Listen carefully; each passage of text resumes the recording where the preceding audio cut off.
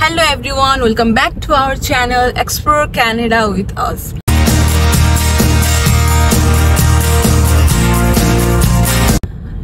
के छ सबैजना सन्चै हुनुहुन्छ होला हामी पनि एकदमै सन्चै छौं आज पनि हजुरको सामु म एउटा फेरि नयाँ भिडियो लिएर आइसकेको छु र आजको भिडियो पनि हाम्रो ट्राभल भ्लग रहेको छ समर लागिरहेको छ र यो भनेकै एकदमै बाहिर एक्सप्लोर गर्ने समय नै यही हो सो आज पनि हामी नयाँ ठाउँ एक्सप्लोर गरौँ भनेर चाहिँ बेल आइल्यान्ड जाँदै छौं अब जाँदै गर्दाखेरि के हुन्छ म डेफिनेटली देखाउने नै छु र हामी चाहिँ अहिले बेल आइल्यान्ड टर्मिनलमा चाहिँ आएका छौं टिकट काट्ने ठाउँ चाहिँ यहाँ रहेको छ र यहाँ गाडीको लाइन देख्न सक्नुहुनेछ एकदमै लामो लाइन छ लगभग 10+ छ हैन अहिले मैले देख्न सकेको चाहिँ अब हेरौँ के कस्तो हुन्छ हामी टिकट काट्छौं टिकट के कति पर्छ म देखाउने छु हजुरलाई र हामीले चाहिँ टिकट काटिसकेका छौं यहाँ देख्न सक्नुहुनेछ जुन चाहिँ हामी दुई जनाको चाहिँ $14 मात्रै लागेको छ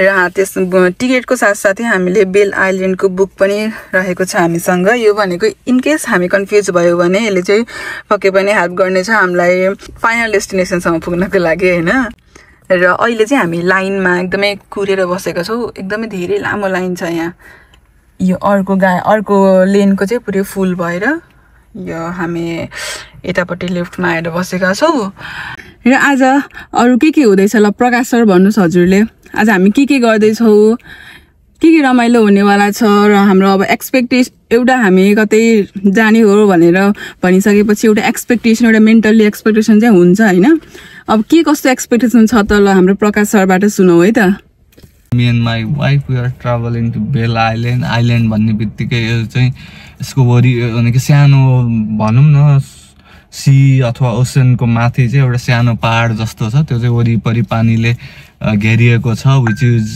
kind of new experience र साथसाथै हामी फेरि पनि ट्राभल गर्ने छौं and it would be our drive like around the island we'll get to see what different things we can see there and yeah stay tuned र हामी चाहिँ अहिले वेट गरिरहेको छौं फेरि भित्र छिर्नको लागि र हजुरले देख्न सक्नुहुन्छ हामी चाहिँ त्यहाँ डाँडाबाट आको हो हैन जुन चाहिँ कारहरुको लाइन छ नि हामी त्यहाँबाट क्रस गर्दै गर्दै हाम्रो गाडी चाहिँ अलिकति अगाडि छ र स्टिल हामी चाहिँ वेट नै गरिरहेको छौं भित्र 30 मिनेट्सको वेटिङ पिरियड पछि फाइनल्ली हामी देख्न सक्छौं त्यो र्याम चाहिँ अहिले तल झरिरहेको छ त्यो र्यामबाट नै हामी चाहिँ ड्राइभ गरेर गाडीलाई चाहिँ त्यो फेरी भित्र लिएर जान्छौं अनि त्यहाँ चाहिँ हामी पार्क गर्छौं त्यसपछि त्यो फेरीले हामीलाई चाहिँ यो ल्याब्राडोर सीको थ्रु बेल आइल्यान्डमा लिएर जानेछ so let's see it's an amazing guys like it's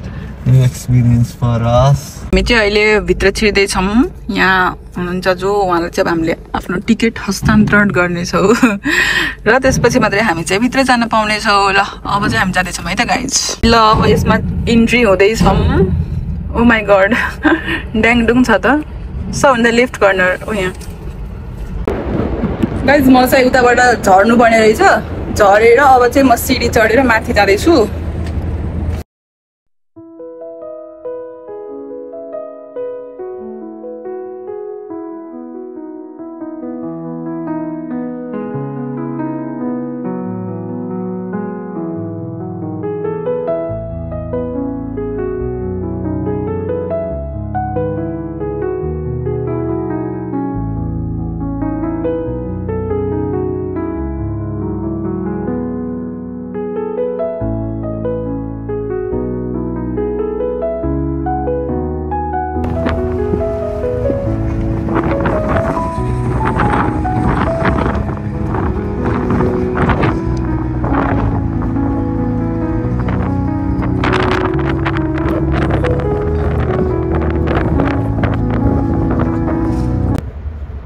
guys हामी अघि यसमा चाहिँ गएको हो अनि चट्टला दामी भ्यू छ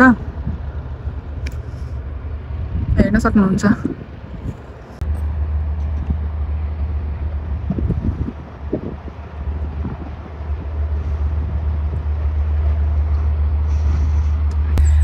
यो फेरीको एक्सपिरियन्स जुन हजुरले देख्न सक्नुहुनेछ त्यो यसमा चाहिँ गएको हो अनि चट्टला दामी भ्यू छ मेरो लागि चाहिँ नयाँ थियो, मैले पहिला पनि भनेको छु होइन। एकदमै राम्रो भयो एक्सपिरियन्स, हामी दुवैजना एकदमै इन्जोय गऱ्यौँ। अनि त्यो सबैजना त्यहाँ भएको मान्छेहरू चाहिँ एकदमै मजाले इन्जोय गरेको देखेँ मैले पनि। प्लस कोही चाहिँ सधैँ काम कजाले बसेर पनि जाने, तर हामी त घुम्नको लागि आएको, सो हामी सधैँ टपमा बसेर एकदमै इन्जोय गऱ्यौँ।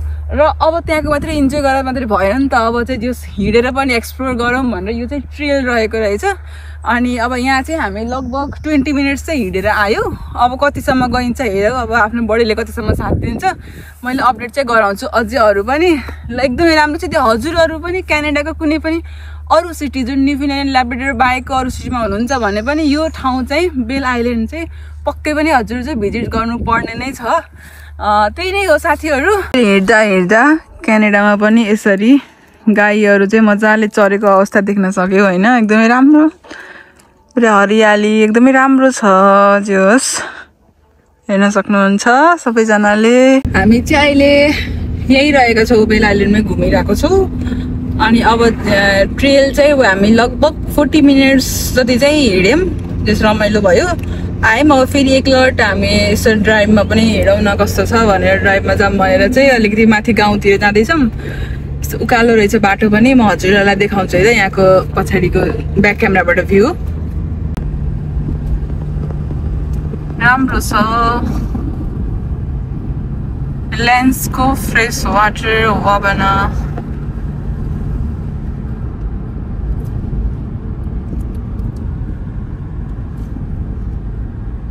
लगभग यहाँदेखि हाम्रो अझै 4.6 किलोमिटर रहेछ ड्राइभ।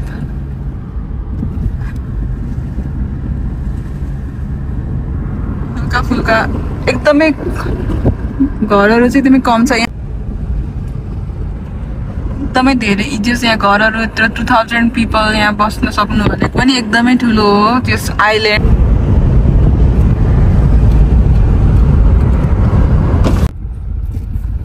गाइस हामीहरू चाहिँ अहिले एकदमै यो जस्ट अफ रोड रहेछ, रोड अफ रोड छ। अनि अब त एकदमै नजिक छौँ हामी ल्याब्राडोर सीको।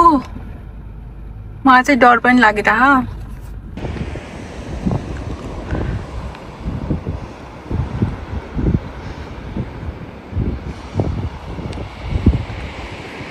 बेल आइल्यान्डमा चाहिँ पहिला सेटलमेन्ट भनेको चाहिँ यो माइनर्सहरूको एउटा टाउन थियो, त्यहाँ चाहिँ माइनिङ कार्य भइरहेको थियो। रिसेन्टली चाहिँ माइनिङ चाहिँ बन्द भयो, but still there are 2000 people living in this island. हामीहरू चाहिँ हजुरलाई चाहिँ त्यो माइनभित्र चाहिँ लिएर जानेछौँ, which is kind of dark. My God it is so dark. डर लाग्ने जस्तो लाग्यो मलाई चाहिँ, अँध्यारोसँग डर लाग्छ। उही बेबी लाइट बाल्नु पर्यो। माई गॉड गाइज एकदमै डर लाग्दो छ यहाँ अँध्यारो। ल हामी चाहिँ अँध्यारोबाट आयो। Wow such a nice view. Finally we are here.